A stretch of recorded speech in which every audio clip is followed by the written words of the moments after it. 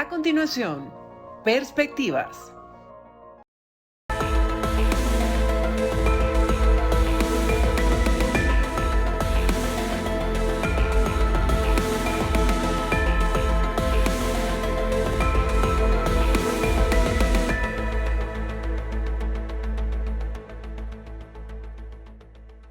Bienvenidos una vez más a su programa Perspectivas. Les saluda Gaby Peroso. El día de hoy vamos a ver un panorama completo. No solamente vamos a profundizar en la realidad de Venezuela, sino también en la realidad del continente. Adicionalmente, revisar un poco las aristas de todos los conflictos bélicos que se están desarrollando en el mundo, y también vamos a analizar la política de Estados Unidos y de América Latina. Para poder justamente entender todo este panorama completo, hemos invitado a Manuel Aguilera. Él es vicepresidente de noticias de Canela News, adicionalmente un analista, una personalidad que justamente está todo el tiempo escribiendo artículos de opinión sobre todas estas materias, cómo estos grandes temas afectan directamente a los hispanos en nuestro continente. Muchísimas gracias por estar aquí. Encantado de estar aquí contigo y la audiencia. Bien, quería comenzar contigo analizando el tema venezolano. Hemos visto varios artículos de opinión que has escrito con mucha claridad sobre esa posible estrategia que puede tener la oposición y en general los venezolanos que quieren esa transición democrática. Hablabas justamente de unir fuerzas para el apoyo a María Corina Machado, no simplemente por apoyar a una política, sino como un proceso que debe ejecutarse hasta el final. ¿Cómo ves tú actualmente la realidad venezolana, tomando en cuenta que siguen las detenciones arbitrarias, sigue la presión, las agresiones, la violencia contra esta candidatura y muy probablemente ella no se pueda inscribir en los próximos días? Pues yo lo veo con poco optimismo. Realmente no tengo mucho optimismo, no me he entusiasmado con esa fecha electoral. No creo que el régimen vaya a ceder y vaya a permitir que María Corina Machado se presente finalmente y levantarle esa inhabilitación forzada que han inventado para desechar a la candidata que tiene más apoyos populares según todas las encuestas. Pero aún así, aun siendo poco optimista, lo que yo planteo, por ejemplo, en este último artículo, en el que hablo de 10 razones por las que sería mucho mejor una presidencia bajo María Corina Machado que bajo Nicolás Maduro, sería por ser práctico. Realmente yo creo que lo que hay que explicarle a la gente es que si María Corina Machado fuera presidenta, la calidad democrática del país sería mucho mejor, la economía iría mucho mejor, los derechos humanos mejorarían, la libertad de expresión mejoraría. Entonces, por eso yo creo que no hay que ceder, no hay que bajar la guardia, hay que insistir, hay que seguir ahí. Y yo creo que no hay que entrar en falsas negociaciones ni en crearnos promesas de gente que no lo merece, como ha demostrado una y mil veces el gobierno de Maduro. Pero, insisto, hay que mantenerse en los principios, hay que mantenerse firme y mantener la opción de que algún día hay unas elecciones libres que puedan dar paso a un cambio de régimen y a una nueva persona al frente del destino de Venezuela, ¿no? Para ti, que María Corina Machado nombre a un sustituto, ¿sería seguirle el juego a Nicolás Maduro? ¿Y por qué eso representa el mismo riesgo?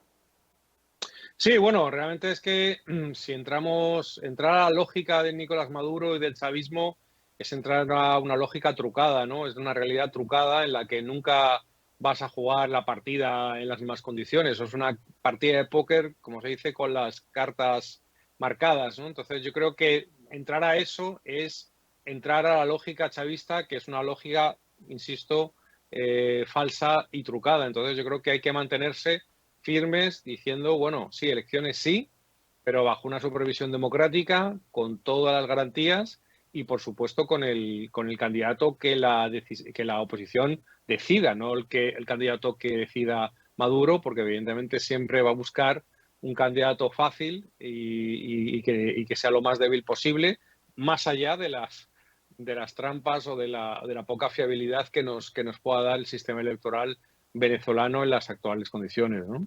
Sí, el régimen de Nicolás Maduro le sacó el jugo al tema del diálogo hasta que ya lo había agotado y ya no le funciona. Incluso veíamos declaraciones que daba Delcy Rodríguez asegurando que ahora todo el tema de Barbados era un chantaje, que no se habían levantado las sanciones, sino que se habían dado licencias, y el mensaje final muy contundente que Venezuela estaba preparada para vivir sin sanciones. ¿Cuál es tu posición al respecto? Sabemos que también has escrito varios artículos de opinión con respecto al tema de las sanciones para los venezolanos y en general, si realmente tienen una incidencia en un cambio de actitud de la dictadura. O sea, yo creo que las sanciones, evidentemente, se hacen no para perjudicar al pueblo venezolano ni a los venezolanos, sino para presionar al gobierno venezolano y que en base a esas sanciones, a ese teórico acogotamiento o arrinconamiento, ellos tomen postura, decisiones que vayan en camino a favorecer la democracia en Venezuela. Yo lo que siempre insisto es que a las pruebas me remito que no funcionan, las sanciones no funcionan, no están funcionando, si perjudican a alguien es a la población venezolana, que es justo para lo que no se quieren las sanciones.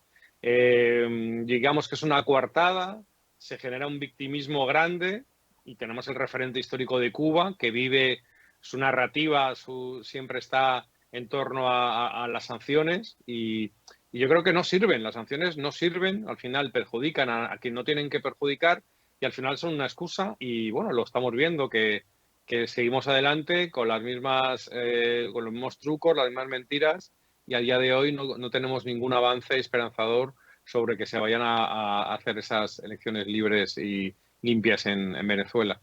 Ahora, el mes de abril está a la vuelta de la esquina y Estados Unidos tiene que dar su decisión final sobre esas licencias, si se reimponen esas sanciones. ¿Qué crees tú que va a hacer Estados Unidos o qué debería hacer, tomando en cuenta que si las sanciones no funcionan, pero a la vez tienen que mandar un mensaje contundente a Nicolás Maduro que no cumplió los compromisos de esa mesa de Barbados? Sí, realmente es muy difícil, ¿no? Porque por un lado yo tengo claro que las sanciones no funcionan, pero realmente ya no sé cuál debería ser la estrategia de los Estados Unidos para arrinconar y para forzar que de una vez por todas Venezuela reaccione. Yo creo que, por un lado, mi punto es que debería haber una actuación común de Estados Unidos en la Unión Europea. Me parece básico que no haya ningún tipo de fisura ahí. Es cierto que la hay, porque luego dentro de la Unión Europea hay una diversidad grande y dentro de Estados Unidos hay el Partido Republicano y el Partido Demócrata que muchas veces no están de acuerdo. Entonces es difícil plantear esa posición común, pero a mí me parece que esa posición común es fundamental. Y luego algo muy importante para mí es también, entre esa lógica de Estados Unidos y la Unión Europea, es tener un frente común que haga una barrera frente a los enemigos de Occidente, de las democracias, que son Rusia, que son China, que es Irán, y también impedir de alguna manera que esos países se aprovechen de la situación, porque de la crisis política generada en Venezuela con el resto de países latinoamericanos, con Estados Unidos o con la Unión Europea, al final quien siempre se favorece es Irán, es China, es Rusia, que sacan réditos económicos, pero también sacan réditos políticos, porque ese acercamiento de esos países a Venezuela es un germen de inestabilidad para toda la región. Y hoy vemos con gran preocupación que tanto Irán como Rusia como China tienen intereses en muchos países más allá de Venezuela en América Latina, incluso en Estados Unidos hay movimientos peligrosos de todas estas naciones para desarrollarse en el ámbito económico y político en todo el continente, ¿no? Sí, es que es una combinación muy peligrosa ese tema de crimen organizado, políticas que justamente quieren quebrar ese orden mundial o como lo quieran llamar y se hace muy complejo. Y dentro de toda esa complejidad está el tema también migratorio, del que también has hablado en tus artículos de opinión. Y en uno de esos titulares asegurabas que los venezolanos se iban a convertir en los mexicanos para Donald Trump. Está el tema migratorio. hay dos posiciones encontradas, distintas, pero también hay una realidad muy importante. Y en el medio de todo eso está el tema de los venezolanos y de crímenes específicos cometidos en territorio estadounidense que están presentes en el State of the Union y en el panorama político. ¿Por qué crees tú que los venezolanos entonces van a ocupar otra posición de aprovecharse o de ser tema para la política y la campaña estadounidense? Vamos a ver, cuanto más puño de hierro, más gente se marcha de Venezuela. Hablamos de 7 millones, pero ya son más. Ya cuanta más puño de hierro, digo, más gente se va, pero cuanta más sanciones, también la gente se va. Cuanta más depresión económica en Venezuela, cuanto menos salida, cuanto menos futuro. La misma María Corina hablaba de que en los próximos meses, años, pueden salir otros 2 millones de personas. ¿Hacia dónde van esas personas? Muchas a América Latina, muchas a España, pero también muchas a Estados Unidos. Están entrando mucha gente a Estados Unidos. Están entrando gente con la mayoría con buenas intenciones, porque al final su única intención es trabajar y hacer una vida más allá de sus fronteras, pero también hay gente, y como hemos visto en el caso de Nueva York, también hemos visto gente de origen venezolano que, bueno, pues que son delincuentes. Es un nuevo Mariel, es el Mariel venezolano. Ya las clases intelectuales, trabajadoras, los profesionales ya han migrado de Venezuela y está viniendo gente de todo tipo con el problema que eso conlleva, ¿no? Y hay un problema de imagen y de estigmatización, que es lo que yo decía, que lo que haga una persona, lo que hagan dos, al final se ve como nacionalidad y entonces de repente pudiera haber un movimiento, digamos, no quiero llamarla racista, pero contra los venezolanos en concreto, como ha pasado en algunos países de América Latina. Y esto podía ser artillería para los candidatos más anti-inmigración en ese sentido. Entonces, bueno, yo decía que Trump podría, basado en estos hechos lamentables que hemos conocido en Nueva York, por ejemplo, poner el foco ahora en los venezolanos y convertirlos en los nuevos mexicanos, ¿no? Como se dijo aquello de que, digamos, relacionar al mexicano con delincuencia y con narcotráfico, ahora también se podría relacionar al venezolano, injustamente, insisto, por una minoría, por unas personas concretas con nombre y apellidos que han cometido una serie de delitos. Pues bueno, ese tipo de mensajes lamentablemente calan en las campañas electorales y pudiera ser que se le señalara con el dedo durante los próximos meses, ya que hoy precisamente vamos a tener claro que los candidatos van a ser Trump y Biden, Trump por los republicanos, Biden por los demócratas, y saben que la inmigración está sobre la mesa, es un tema clave y va a ser un tema clave durante esta campaña, ¿no? Sí, vamos a profundizar en la próxima parte sobre esa campaña en Estados Unidos, también la importancia del voto hispano para estas elecciones de 2024 y quiero aprovechar en la próxima parte también hablar contigo porque viajaste a Israel y también creo que hay que entender esas dimensiones, quizás uno lo ve como algo muy alejado, pero el mundo se está reorganizando y esto podría también tener impacto en nuestros países. Ya venimos con más de su programa Perspectivas. Ya regresamos con Perspectivas. Estás viendo Perspectivas.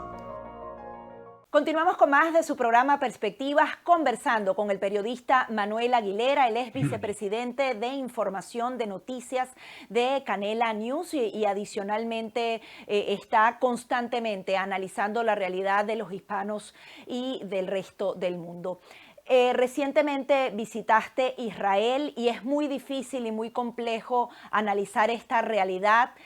Quizás siempre se toca con las superficies y no con la profundidad que tiene. ¿Cómo ves tú el impacto en el pueblo de Israel y en general de todo este tema y cómo se confunde el tema de unos terroristas que prácticamente la gente lo ve como un gobierno legítimo y todo en la franja de Gaza se desdibuja y no se dan los nombres como deben otorgarse?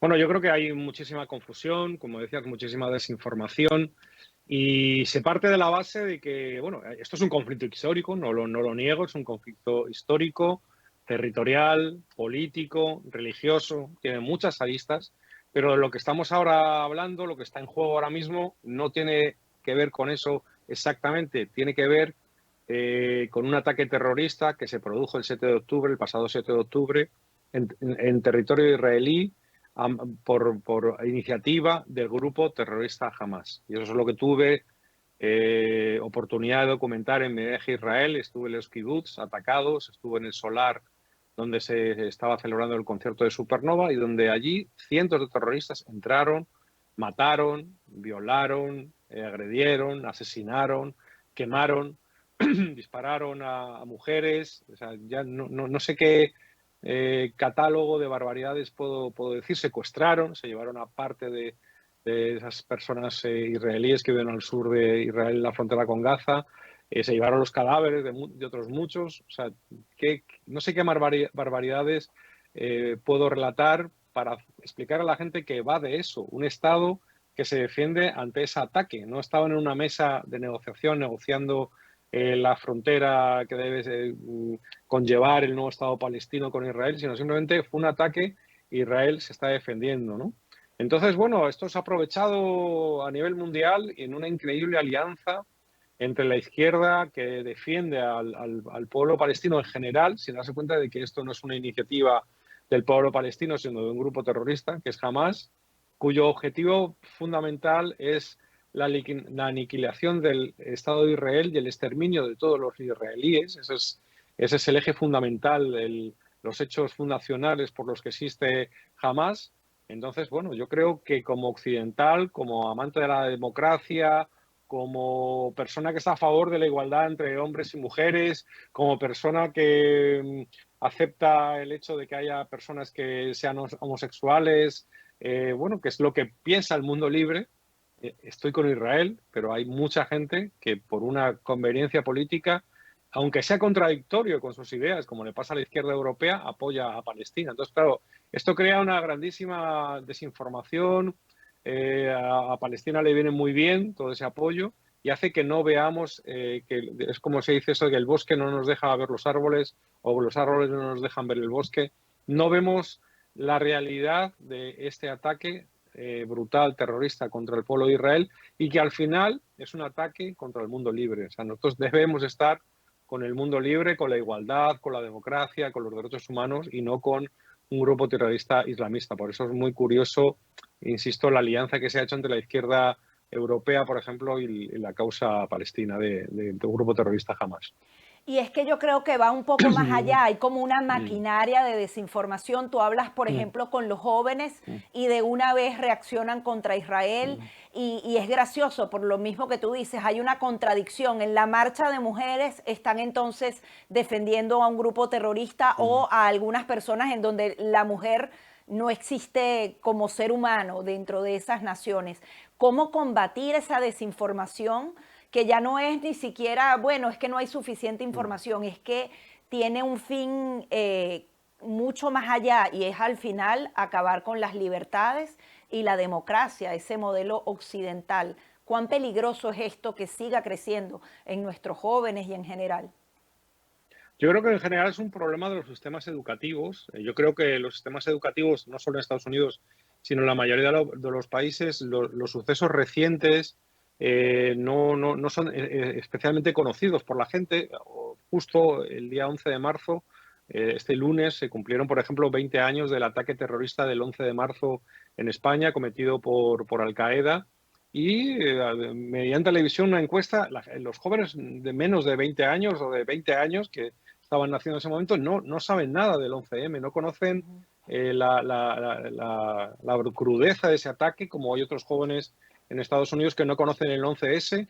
Y con el tema de Israel y Palestina pasa lo mismo. Yo creo que hay una falta de base cultural tremenda, pero además sobre los orígenes de dónde viene este conflicto, que en la que sí que hay posturas legítimas.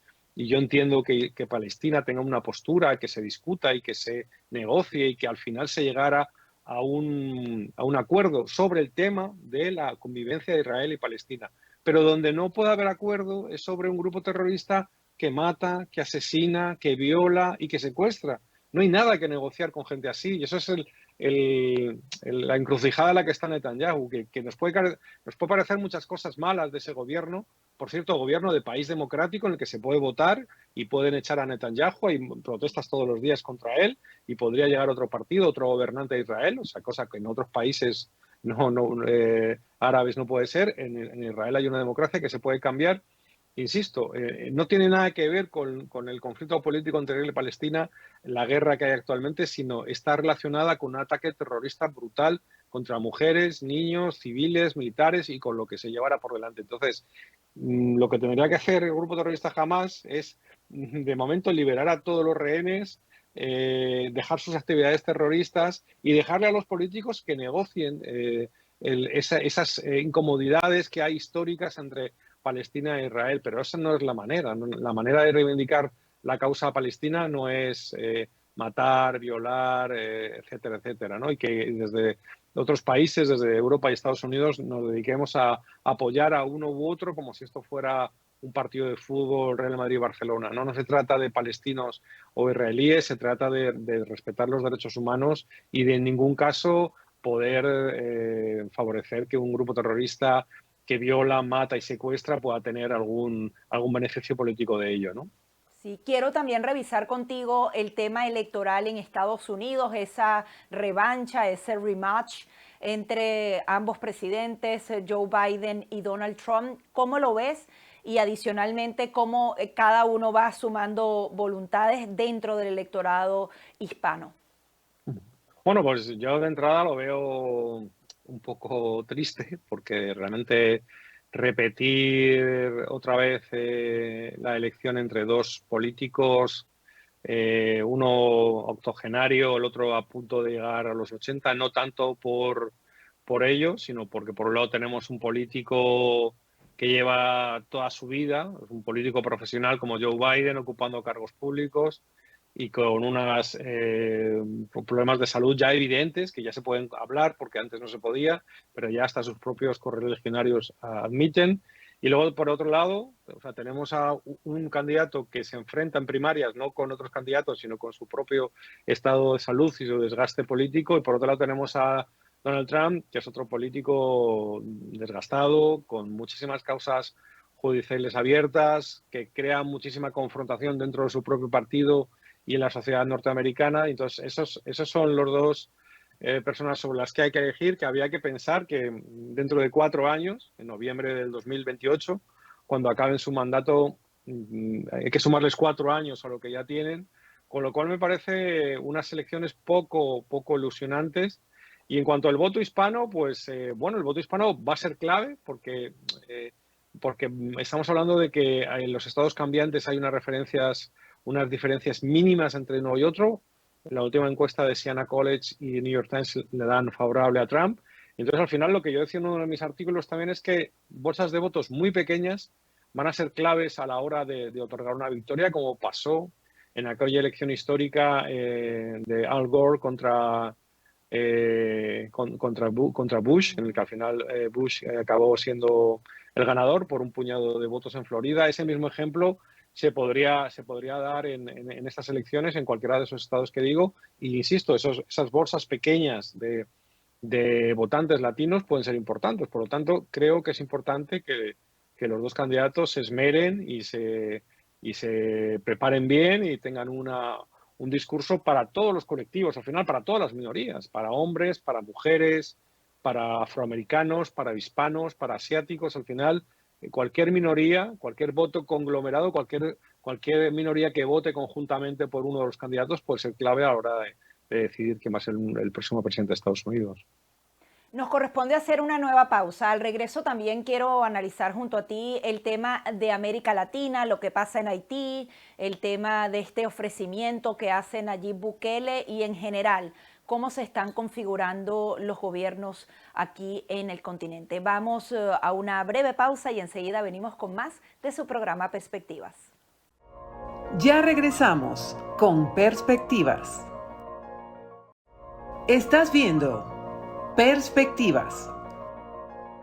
Recta final aquí en su programa Perspectivas, conversando con Manuel Aguilera, él es vicepresidente de Noticias de Canela News y adicionalmente analista político. Quería conocer tu opinión en general primero, antes de ahondar un poco más en el tema de Haití, de cómo se está configurando la región. Vemos en Argentina un Javier Milei, Gustavo Petro que cada vez pierde más popularidad, las dictaduras de Nicaragua, Cuba y Venezuela, y todos esos temas de conflictos que pareciera que tienen una mecha distinta, que ya no es simplemente la política tradicional la que está marcando la pauta en nuestros países. ¿Cómo lo ves en líneas generales?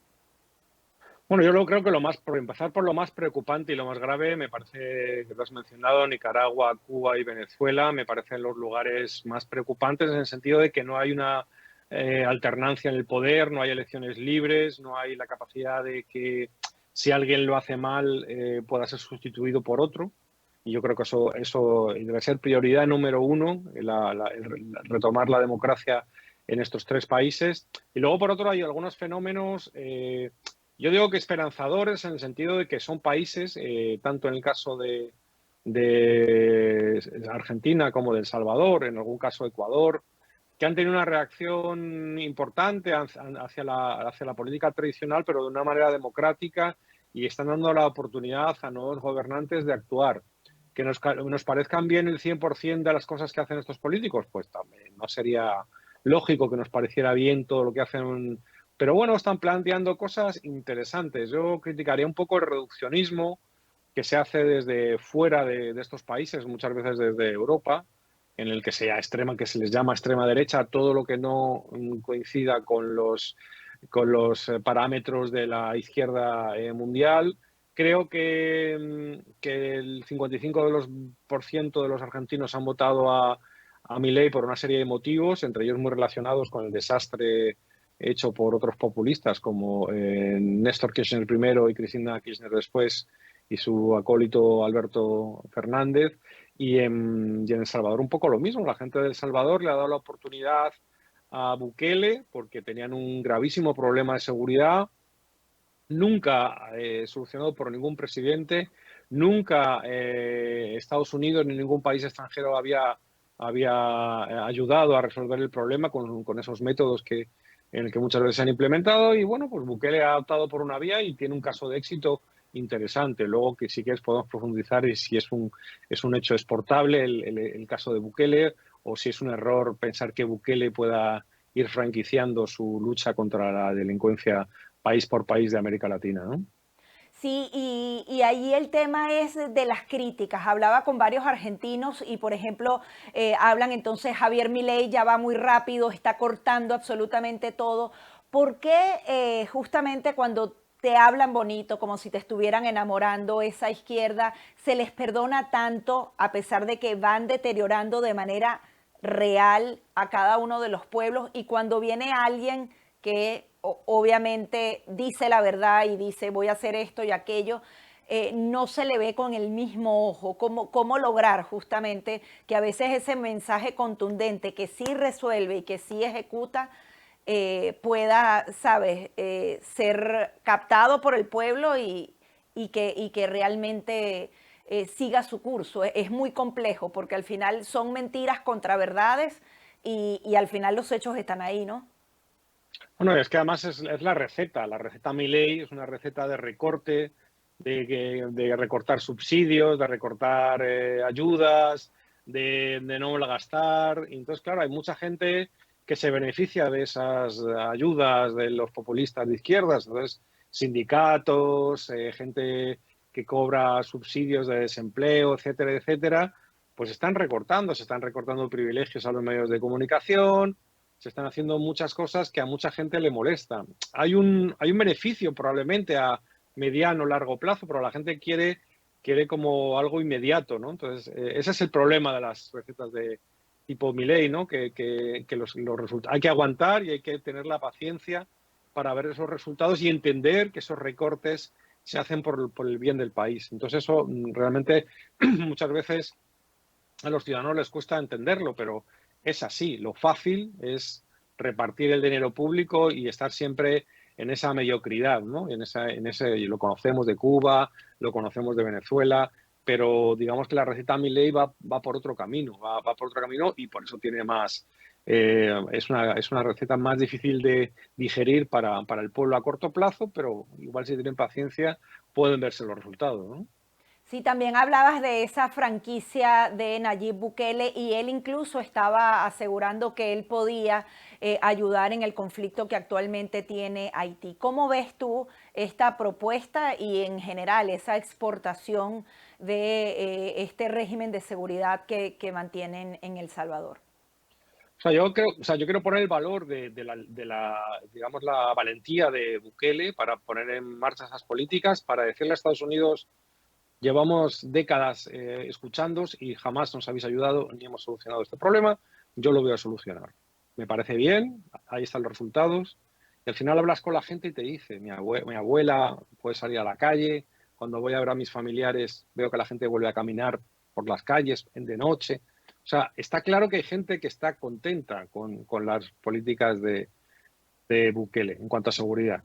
Otra cosa es la famosa imagen, la famosa fotografía de marketing de un montón de presos tatuados, semidesnudos en el suelo, esposados, y que eso sea, digamos, como la imagen de exportación. Y lo vemos hace unos días en Argentina, en Rosario, y la verdad que eso me da un poco de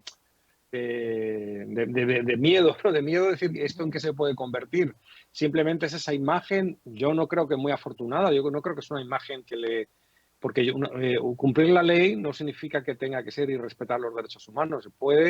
Se puede tener una policía exigente, dura, que luche contra la delincuencia, se pueden llevar medios económicos, desviar gente de otros cuerpos policiales y militares en la lucha contra la delincuencia, pero no hace falta incidir, sigamos, en el irrespeto a los derechos humanos con ese tipo de fotografías como la de la mano dura. Por eso no tengo tan claro que sea tan fácil exportar el modelo y que Bukele vaya a convertirse en consultor en la lucha contra las pandillas, ¿no? Yo creo que lo que hay que imitar de Bukele es su firmeza, es su voluntad de terminar con la delincuencia y imitarle en eso, pero digamos que trasplantar recetas país por país no creo que sea exactamente, cada país tiene sus propias peculiaridades y no creo que sea tan sencillo como eso, ¿no? Sí, ya para concluir, justamente hablando de esa firmeza, ¿cómo ves al gobierno de Estados Unidos actualmente en esa visión hacia América Latina? ¿Lo han hecho mejor, peor? ¿Qué deberían estar haciendo? Porque al final no se ve una rectificación y el continente va como por su propio curso, ¿no? O sea, yo lo veo mal, pero como siempre, ¿no? Lo veo mal con los demócratas y lo veo mal con los republicanos, porque hay una dificultad grandísima de que los estadounidenses entiendan de verdad lo que es América Latina. No lo entienden. Les pasa en el mundo empresarial muchas veces que cuando quieren expandir sus negocios, aparte del choque del idioma, hay un choque cultural. Y yo creo que no acaban de entender y el hecho de que no lo entienden es que no se pongan de acuerdo, porque yo creo que republicanos y demócratas deberían querer lo mismo para América Latina y hasta en eso se pelean.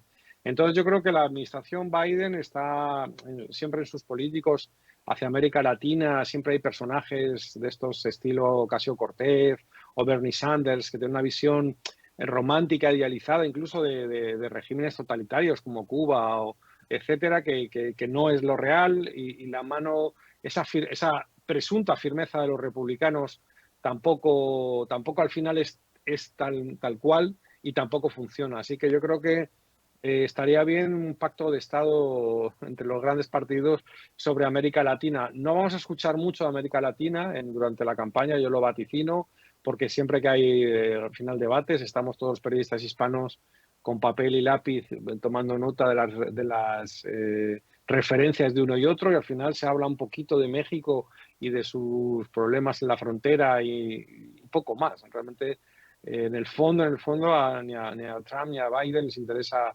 nada lo que pase en Argentina, en Brasil o en Colombia, ¿no? Yo creo que están en otras cosas y me parece un error estratégico totalmente, ¿no? Que no estén más pendientes de eso, ¿no?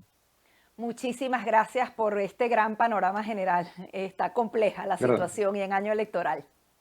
Pues gracias a vosotros y seguiremos ahí pendientes de la actualidad. Así es. Manuel Aguilera, vicepresidente de Noticias de Canela News, adicionalmente, semanalmente está escribiendo artículos de opinión sobre América Latina, la política de Estados Unidos, el tema de los conflictos bélicos en el mundo. Hasta aquí nuestro programa Perspectivas.